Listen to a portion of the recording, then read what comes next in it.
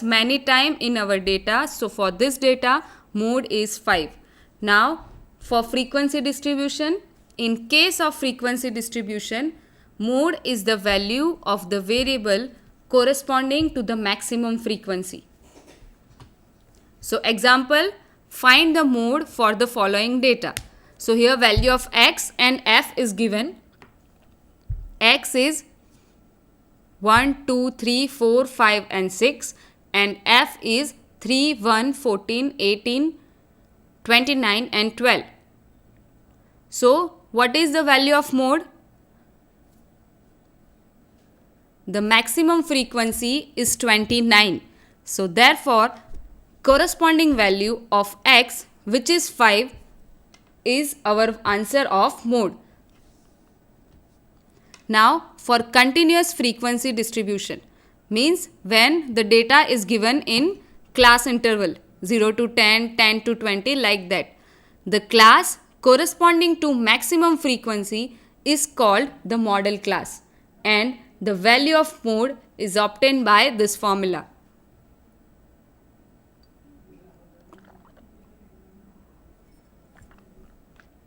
Mode equal to L plus H into F1 minus F0 divided by 2 into F1 minus F0 minus F2, where L equal to lower limit of the model class, F1 frequency of the model class, F0 frequency of the class preceding the model class, that means upper model class, F2 frequency of the class succeeding the model class, that means below the model class, and H, which is magnitude, which is also called class length of the model class.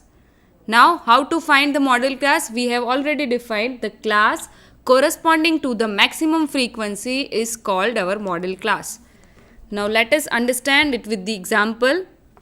So here weights in kg is given and accordingly number of student data is given. So for weight class 5 to 15, 3 students are there.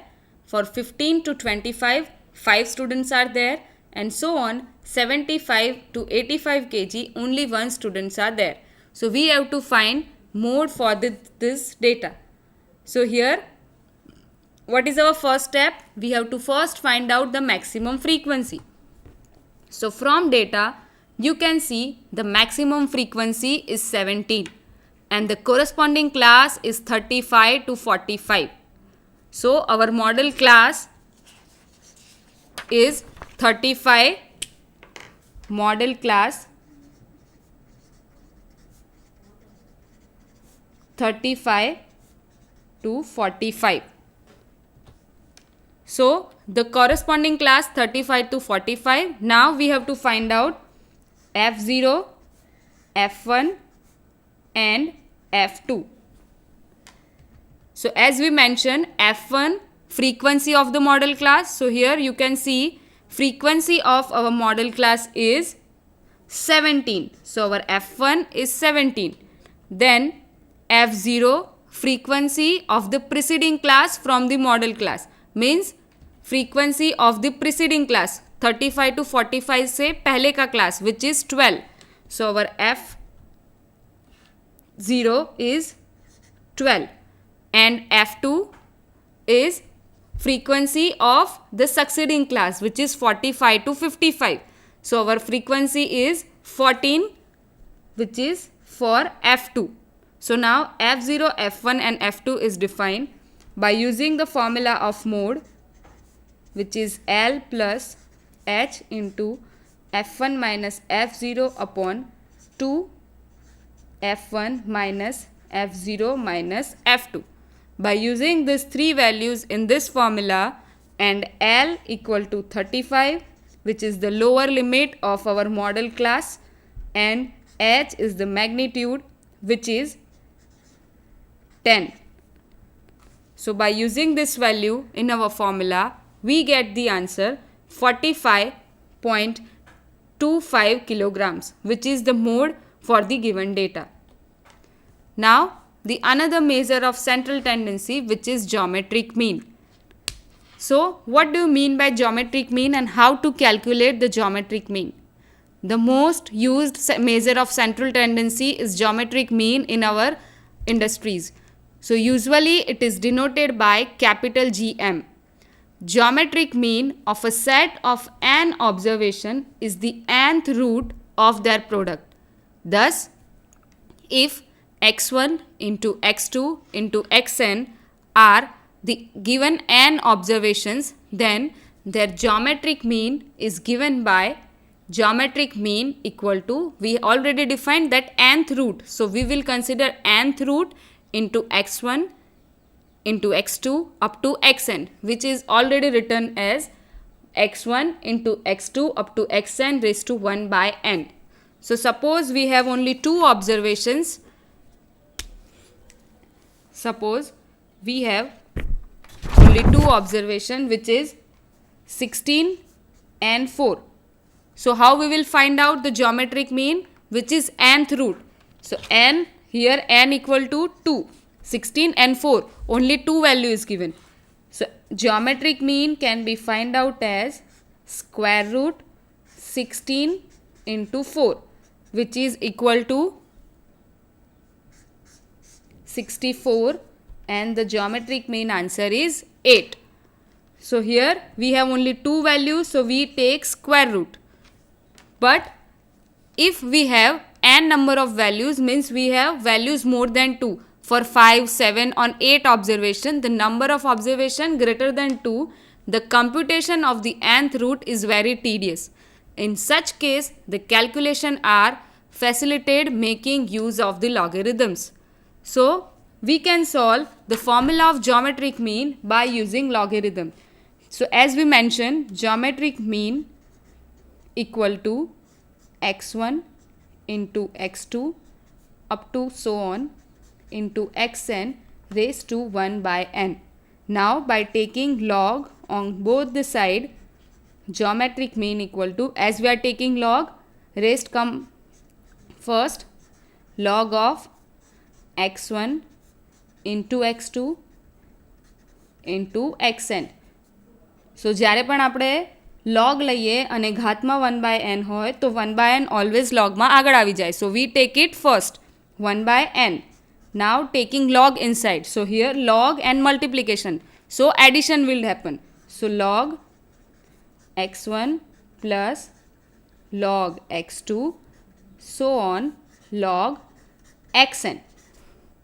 So we can also write log x1 up to log xn, which is equal to 1 by n summation log x, right? But it is the value of log of geometric mean. So what is geometric mean? Which is equal to antilog of 1 by n sigma log x. So by using this formula, you can find the geometric mean. So when we have more than two observations, we have to use logarithm table or antilog to find out the geometric mean. Now how to find in case of frequency distribution? So in frequency distribution, f is also given to you.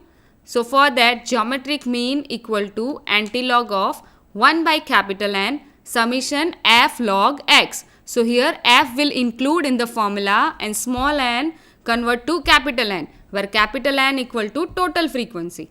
Now find the geometric mean for the following distribution. So data is given to you, marks and number of students, 0 to 10, 10 to 20, 20 to 30 and so on.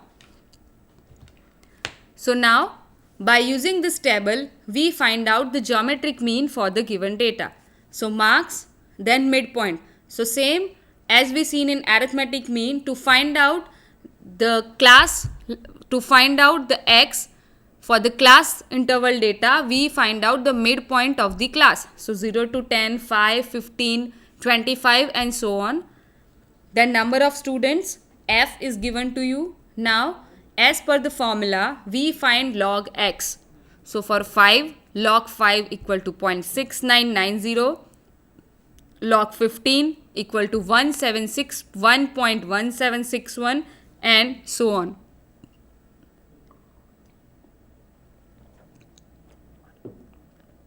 So here you can see in last column we have find out f into log x. So we multiplied the column of f with the column of log x. So we get the total summation f log x, which is equal to 84.5243.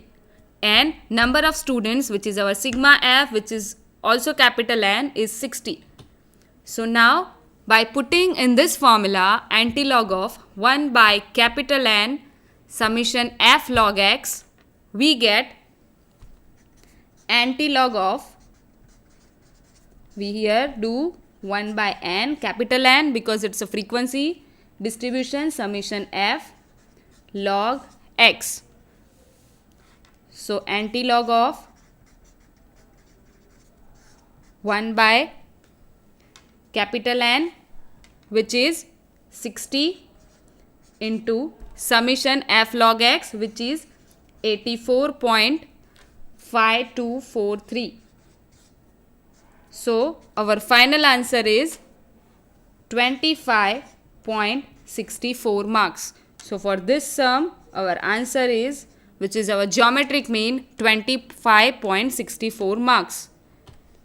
Now the last measure of central tendency is harmonic mean. So generally geometric mean, which we have already discussed, is used when we have to find out rates and ratios, while harmonic mean when if x1, x2 up to xn is a given set of n observations, then their harmonic mean, which is abbreviated as hm or simply capital H, is given by the following formula: h equal to n upon summation 1 by x. In other words, harmonic mean is the reciprocal of the arithmetic mean of the reciprocal of the given observation. So harmonic mean is the reciprocal of the arithmetic mean. So if we have this type of data 2, 4, 8, 12, 16 and 24, we can find out harmonic mean by using this formula and we get the answer 5.64. Now how to find harmonic mean in case of frequency distribution, which is n capital N divided by summation fx, summation f divided by x, where n is summation f. So you can see it with the example.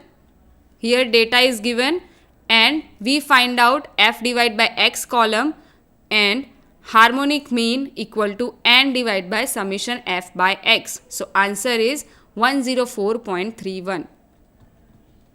Now relation between these three, arithmetic mean, geometric mean and harmonic mean.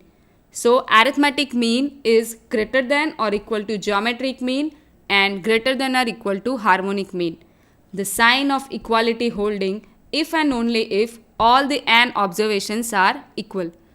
Now the major part, which is selection of an average. Each of the measures of central tendency has its own merits and demerits and consequently its own fields of importance and utility. For example, arithmetic mean is not to be recommended while dealing with frequency distribution with extreme observation or open-end class. So open-end class means the data is given like 45 and more, 50 and more. So in such case, arithmetic mean is not suitable. While median and mode are the average to be used while dealing with open-end class. In case of qualitative data which cannot be measured quantitatively, like honesty, beauty, intelligence, which is qualitative data which shows the quality of the product, median is the only average to be used. Mode is particularly used in the business and geometric mean is to be used while dealing with rates and ratios. And when to use harmonic mean? Harmonic mean is to be used in computing spatial types of average rates or ratios where time factor is variable and the act being performed, say for example, distance is constant.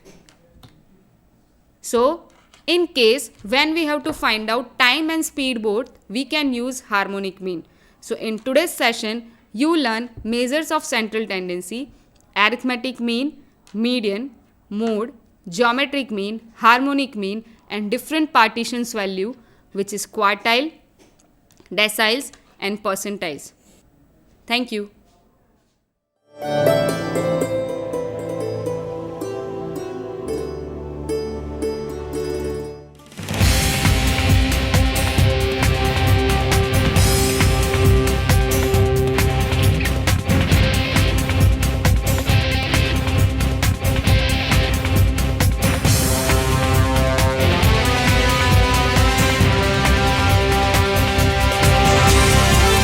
Vande Gujarat.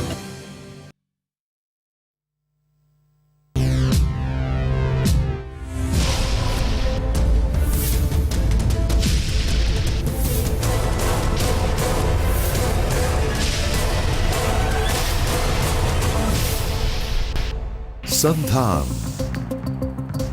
All Gujarat integrated classroom. સેટેલાઇટના માધ્યમથી જોડતી કડી એટલે સંધાન.